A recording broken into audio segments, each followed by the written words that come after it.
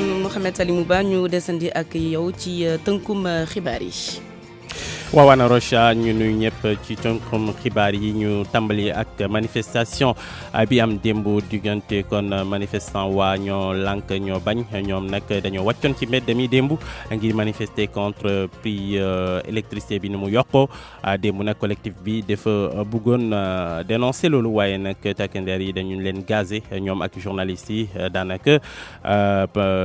policiers yi xamewuñu woon kenn dañ doon dóor rek ci ñëpp. ñu déglu ci suñu naataango bi ñu ci teewaloon Abdoulaye Diop. collectif ñoo lànk ñoo bañ jàppee tegul loxo seen naataango ni ki ab dellu ginnaaw ci wàllum démocratie Omar Wali Zoumaro bokkee ci boobule collectif. pour wax leen ne tey jii fi ñu toll mooy non seulement suñu naataango yuy jàpp dañ leen gën a fésal dañuy gën a wan ne que ne ñoom ñu ngi nekk ci dëgg ci yoon mais également nguur gi dafa delloo Sénégal lu mat ay dizaine d'années ci ginnaaw c'est-à-dire li nga xamante ne dañ ko xeexoon bu yàgg ba mu nekk ay acquis tey jii loolu la nguuru Macky Sall di salfaañe ba pare di ci utiliser nag justice réew mi liñ ci gën a metti. ci recours bu ñu déposé woon collectif bi di ñaawlu doxalinu juge des référés Ousmane Wade.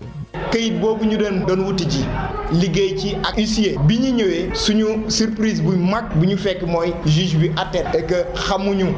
li mu àtte ak li mu àtte fan la ko teg waaye daal lu ñu mën a jàpp mooy juge bi àtte na suñu diggante ak préfet bi nga xamante ni moom moo ñu jébbaloon këyit boobu di interdire marche bi ñu bëggoon a nama amal ndaka tey. ca beneen wàll ba collectif ñoo lànk ñoo bañ ne dinañu wëyal xeex bi Omar Wali Zoumaro. des na tuuti sénégalais boo yeewoo sa kër sax dina am kuy ñëw di la topp di xool lan ngay dox bu dee neexu leen ñoom ñu jàppale kii yóbbu ci kaso yi en tout cas daal loolu la mouvement bi bëgg a wax ñoo lànk tey la gën a taxaw ñoo lànk tey la gën a manko ñoo lànk tey la gën a wax ne askan wi xeex wi mu ngi ci ndorteel yi te fi nekk nguur gi dellu suñu ginnaaw ñun duñu dellu ginnaaw. ñoo lànk ñoo bañ xamle beneen déclaration doxub ñaxtu altine bi ñu dëdmal li ko tax a jóg ñaawlooti yokkuteeb njëgub courant bi.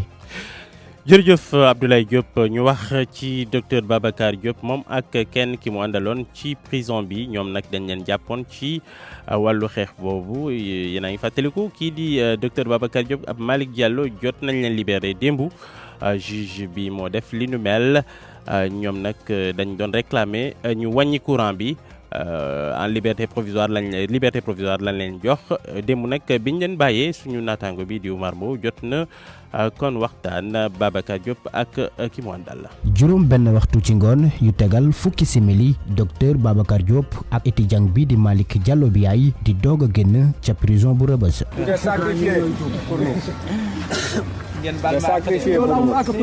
ci seeni kanam ñàkk nelaw ak coono lañ ci mën a jàng waxtu gisee ak seeni njegeñaale bu yërëm tollu lool.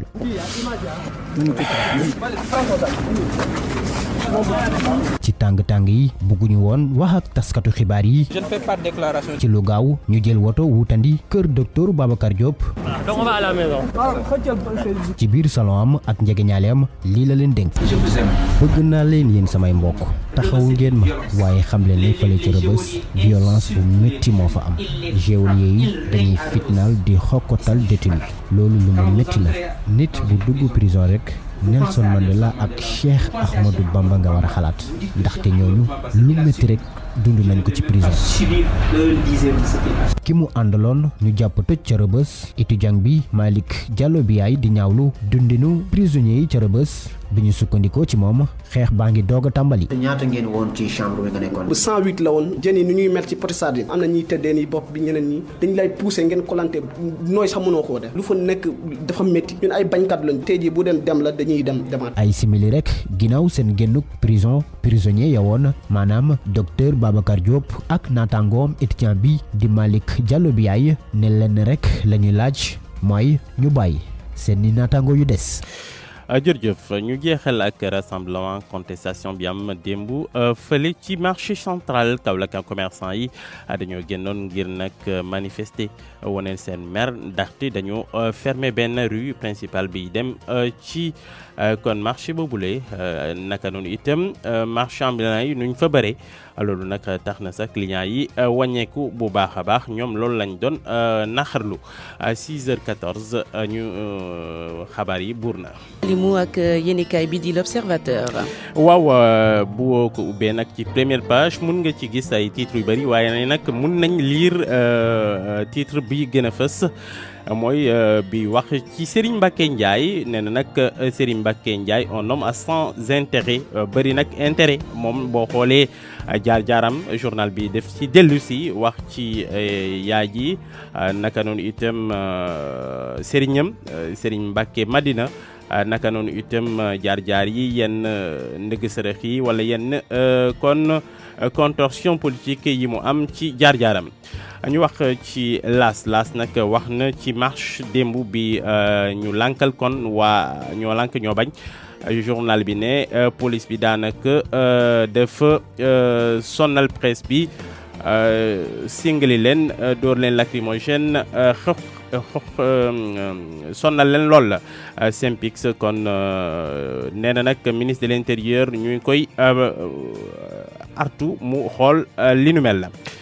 journal Libération wax ci marche boobu nee na nag marche bi daanaka amul ndaxte Dakar kenn mënuloon yegsi ci place de l'indépendance journal waa Grand Place dafa waxtaan ak kii di Makhtar Cissé moom nag nee na lan moo tax mënuñu wàññi kon prix courant bi nee na lu ci bokk mooy boo xoolee bu baax lan moo tax ñuy togg courant bi yëpp daanaka ci bitim réew lay jógee loolu tax kon mënuñu wàññi courant bi ci Sénégal heure bii nii. journal Source A wax ci manifestation démb bi daanaka journal bi nee na police da doon dóor ci ñëpp ci journalistes yi naka noonu itam ci manifestants yi ñoom daal ci loolu lañ nekkee woon démb ci Dakar. journal Vox Populi wax ci manifestation ñoo lank ñoo bañ ci place de l'indépendance police bi dafa maté manifestants yi maté itam képp koo xamante ni taskat xibaar la mi ngi ki fa nekkoon journal bi ne am na fanweer nit ñoo xamante ni jot na leen arrêté gannaaw kon répression boobule. journal Le Quotidien wax ci manifestation place de l'indépendance journal bi ne police dafa maté ñoo lank ñoo bañ lu ëpp ñaari fukki nit jot nañ leen arrêté waaye nag ki di Babacar Diop jot nañ ko bàyyi Guy Marius Sagna moom mi ngi ci prison ba léegi. journal Sud Quotidien wax ci répression rassemblement non autorisé ñoo lank ñoo bañ ci centre ville démbu ajuma police wone nag daanaka di jouer au gros bras daanaka wone musclam démbu ci dëkk bi. journal La Tribune manifestation avortée daanaka fanweer nit jot nañ leen jàpp ñoo lank ñoo lank dañoo nekkoon kon di xeex ak groupement mobile d'intervention police journalistes yi naka noonu itam ñu gazé leen ñu dóor leen. le journal Le Soleil wax ci logements sociaux plan logements sociaux 100 000 logements sociaux yoo xamante ni dañ ko lancé projet boobu nag démb journal bi nee na nag boo xoolee bu baax niche d'emploi la ñi bëri mun nañ fa jaar am kon liggéey ndaxte plateforme bi démb lañ commencé souscrire jot nañ ko lancé képp koo xamante ni bëgg na kër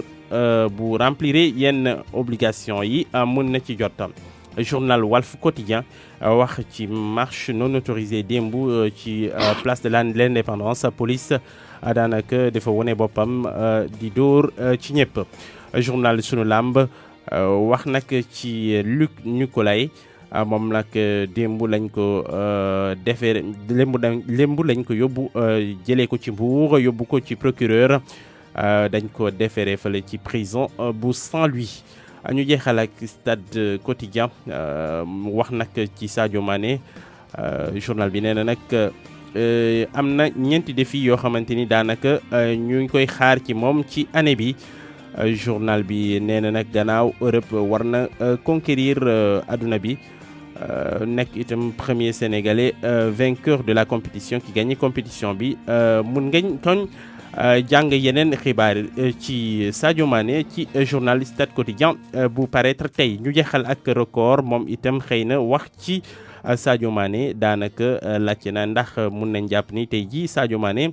moo nekk ci sommet monde bi Ana Rocha. Sadio Mané mi war a bokk ci finale mondial des clubs diggante Liverpool ak Flamengo bu 17h30 jotee ñu lay sant di la gërëm bu baax a baax Mohamed Alimou Ba